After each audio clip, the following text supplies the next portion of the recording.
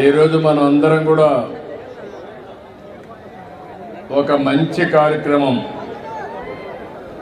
గణేష్ సేవా సమితి, అది కూడా డూండి గణేష్ సేవా సమితి అయితే ఒక బ్రహ్మాండమైన వినాయకుడిని వినూత్నంగా తయారు చేశారు. కమిటీ మెంబర్స్ 9 మంది ఉన్నారు. 9 మందిని పేరు పేరున మనస్ఫూర్తిగా అభినందిస్తున్నా. ఇక్కడికి వచ్చిన మీ అందరికి కూడా వినాయక చవితి శుభాకాంక్షలు. మనందరం వినాయక చవితి జరుపుకుంటాం.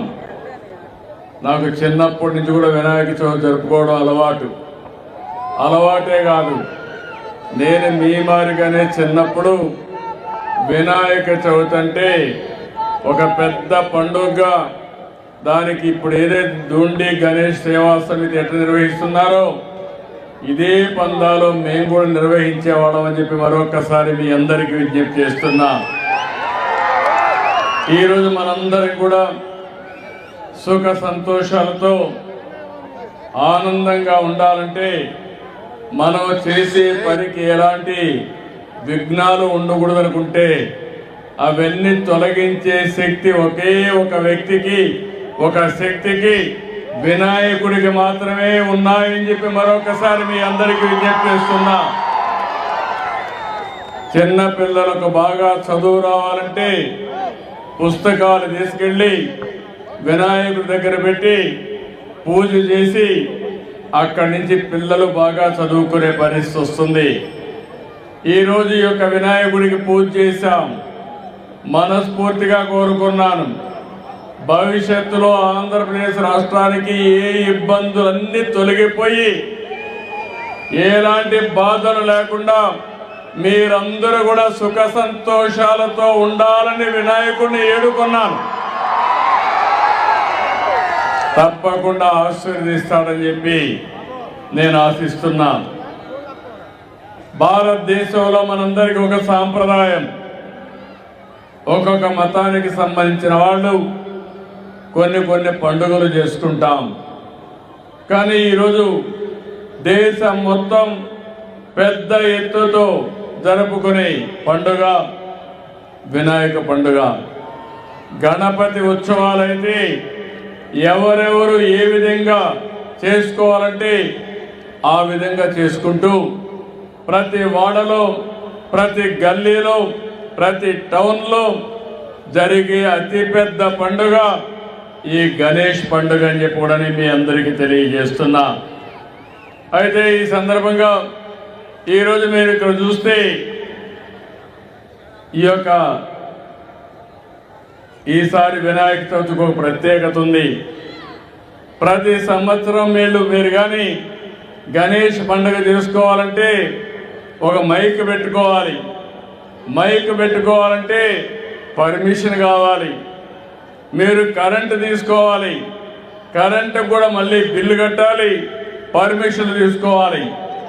ఈసారి మొట్టమొదటిసారి చరిత్రలో ఎలాంటి పర్మిషన్ అవసరం లేకుండా మీరు గణేష్ ఉత్సవాలు చేసుకోవాలంటే ఇక్కడ ఏర్పాటు చేసిన దానికి అన్నిటి కూడా కరెంటు ఉచితంగా ఇచ్చామంటే అది మీ మీద ఉండే ప్రేమ.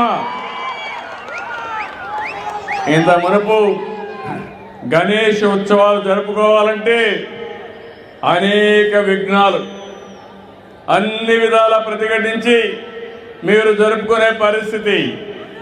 ఈరోజు గణేష్ ఉత్సవాలు జరుపుకోవాలంటే ఎలాంటి పర్మిషన్ లేకుండా ఉచితంగా అన్ని కూడా మీకు ఇది జరిపించుకునే వేడుక అని చెప్పి మరొకసారి విజ్ఞప్తి చేస్తున్నా. దీనికి ఒక 30 కోట్లు ఖర్చు అవుతుందన్నారు. పర్వాలేదు, ఎంతైనా సరే మీ ముఖంలో ఆనందం చూడాలనే ఏకైక కోరికతో ఈ కార్యక్రమానికి శ్రీకారం చుట్టాం. ఇక్కడ ఏదైతే గణేష్ ఉన్నాడో మీరు చూస్తే సిట్టింగ్ పొజిషన్లో అతి శక్తివంతమైన గణేశ్వరుడు ఇక్కడ ఉన్నాడు, మన దగ్గర ఉన్నాడు. అది కూడా మీరు ఒకసారి చూస్తే మట్టితో చేశారు. అందులో కూడా ఇప్పుడు చెప్తున్నారు నేను దీని మీద చాలా ప్రయత్నాలు చేశాను. హైదరాబాద్ నగరంలో ఒకప్పుడు మీరు చూస్తే ప్రతి ఒక్క దిక్కడ గణేష్ ఉంటాడు. ఆ ప్రొవిషన్ వస్తే కూడా చాలా ఇబ్బందులు క్రియేట్ చేసేవాళ్ళు. నేను ఒకటే చెప్పాను, గణేష్ ఉత్సవాల్లో ఎలాంటి అపస్కృతి జరగకుండా పూర్తిగా లా అండ్ ఆర్డర్ కాపాడిన బాధ్యత ఆనాడు తెలుగుదేశం ప్రభుత్వాన్ని చెప్పి కూడా నేను మీకు తెలియజేస్తున్నా. ఇక్కడికి వచ్చినప్పుడు ఇక్కడ ఆర్గనైజ్ చేసే వాళ్ళందరినీ కూడా మనస్ఫూర్తిగా అభినందిస్తున్నాం. వివిధ ప్రాంతాల్లో ఏర్పాటు చేశారు. ఈసారి సితార గ్రౌండ్లో 72 అడుగులు, అది కూడా సిట్టింగ్ పొజిషన్లో. అందరూ కూడా కలర్స్ ఏమీ లేవు, ఎలాంటి అన్ని కూడా నేచురల్గా మట్టి నార ఇవే తీసుకొచ్చి బ్రహ్మాండంగా ఏర్పాటు చేసి అందులో కూడా మైక్రో ఇరిగేషన్ పెట్టి డ్రిప్ ఇరిగేషన్ పెట్టి రేపు అన్నీ పూర్తయిన తర్వాత ఇక్కడే గణేష్ నిమజ్జనం కూడా ఇక్కడే చేస్తున్నారంటే ఇది ఒక ప్రత్యేకమైన ఆకర్షణ అని చెప్పి మీ అందరికీ తెలియజేస్తున్నాను. నేను ఇప్పుడే అడిగాను, ఇక్కడ మీరు తయారు చేసిన తర్వాత ఏ విధంగా చేస్తారంటే ఆ మట్టిని ఇక్కడే ప్రజలందరికీ పంచుతున్నారు. ఒక పవిత్రమైన మట్టిని మీరు తీసుకెళ్ళి మీ ఇంట్లో పూల తోటలు కానీ వ్యవసాయ పొలాల్లో కానీ భక్తి భావంతో చేసుకుంటే ఇప్పుడు వచ్చే దిగుబడి కంటే 4 రెట్లు ఎక్కువ వచ్చే అవకాశం ఉంటుంది. అది గణేశుడి యొక్క ఉపయోగం అని చెప్పి కూడా నేను మీకు తెలియజేస్తున్నా. ఇలాంటి మంచి సాంప్రదాయాలకు నాంది పలకాల్సిన అవసరం ఉంది. ఈరోజు భగవంతుడు మనకు ప్రకృతినిచ్చాడు, ఈరోజు అన్ని కూడా ఇచ్చాడు.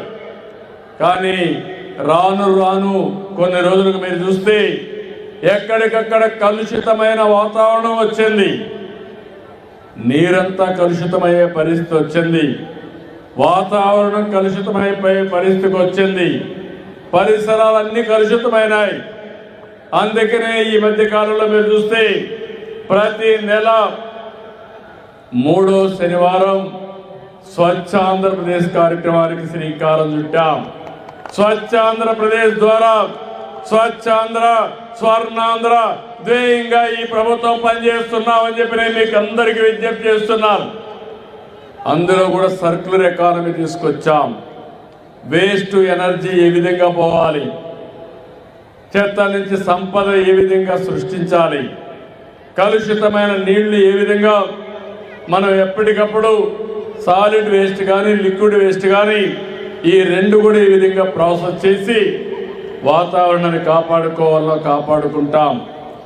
అందుకే మీరందరూ చూశారు, నేనైతే నదులను కూడా మనం ఆరాధించాలి, నదులు కూడా ప్రకృతిలో భాగం. అందుకని గోదావరి పుష్కరాలు తొందరలో వస్తున్నాయి. మొన్ననే కృష్ణా పుష్కరాలు నిర్వహించుకున్నాం. నదుల్ని ఆరాధించడం మన సాంప్రదాయం. ఈ సంవత్సరం మీరు చూస్తే పోయిన సంవత్సరం చూశాను, ఈ సంవత్సరం చూశాను, వర్షాలు ఎక్కువగా పడ్డాయి. పోయిన సంవత్సరం నేను బాధపడ్డాను. ఈ రోజు అంతా తిరిగాను, ప్రొక్లైన్ పైన కూడా తిరిగి మిమ్మల్ని అందరినీ ఆదుకున్న విషయం బుడమేరు వరదని సమర్థవంతంగా ఎదుర్కొని మళ్ళీ పునరావాసం కల్పించిన పార్టీ. అలాంటి కార్యక్రమాలు కూడా చూసి మళ్ళీ శాశ్వతంగా బుడమేరు వరద రాకుండా చేయడం కోసం అన్ని చర్యలు తీసుకుంటున్నామని కూడా నేను అందరికీ విజ్ఞప్తి చేస్తున్నా. ఈ సంవత్సరం అయితే ఇప్పటికే 1500 టీఎంసీ నీళ్లు గోదావరి ద్వారా సముద్రంలోకి పోయినాయి. ఇంకో పక్క కృష్ణా వరదలు కూడా ఈ సంవత్సరం మన ఫలితాంశాల్లో వర్షాలు పడి బ్రహ్మాండంగా వచ్చే పరిస్థితికి వచ్చాయి. ఇప్పటికే 500 టీఎంసీ నీళ్లు సముద్రంలోకి పోయే పరిస్థితి వచ్చింది. రాష్ట్రంలో అన్ని జలాశయాలు పూర్తిగా నీళ్లున్నాయి. ఈ రోజు మనందరం కూడా పండుగలు జరుపుకుంటున్నా అంటే అన్నిటికంటే నాకు ఆనందం, ఈ రాష్ట్రంలో కరువు లేకుండా చేసి పండుగలు ఘనంగా జరుపుకునే విధంగా ముందుకు పోతామని ఒకసారి మీ అందరికీ విజ్ఞప్తి చేస్తున్నాం. ఈరోజు మీ ఆనందం చూస్తున్నా. ఇటీవల కాలంలో మేమైతే మీరు చూశారు, నేను ఎన్నికల ముందు ఏవైతే చెప్పానో సూపర్ 6 చెప్పా.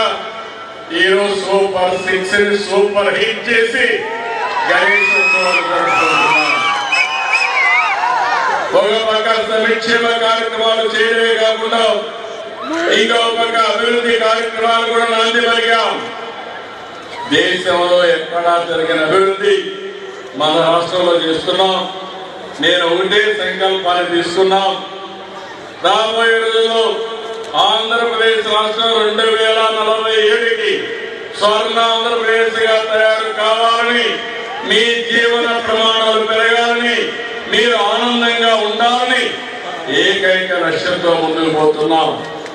అలాంటి సందర్భంలో ప్రతి సంవత్సరం గణేష్ ఉత్సవాలు జరుపుకోవాలి, వినాయకుడిని ప్రార్థించాలి. ఎలాంటి అవరోధాలు లేకుండా, విఘ్నాలు లేకుండా విఘ్నేశ్వరుడు మనల్ని కాపాడాలని, మనల్ని ఆశీర్వదించాలని మరొకసారి కోరుకుంటూ ఈ కార్యక్రమానికి వచ్చిన మిమ్మల్ని అందరినీ పేరు పేరున మనస్ఫూర్తిగా అభినందిస్తూ అందరికీ ధన్యవాదాలు. జై హింద్, జై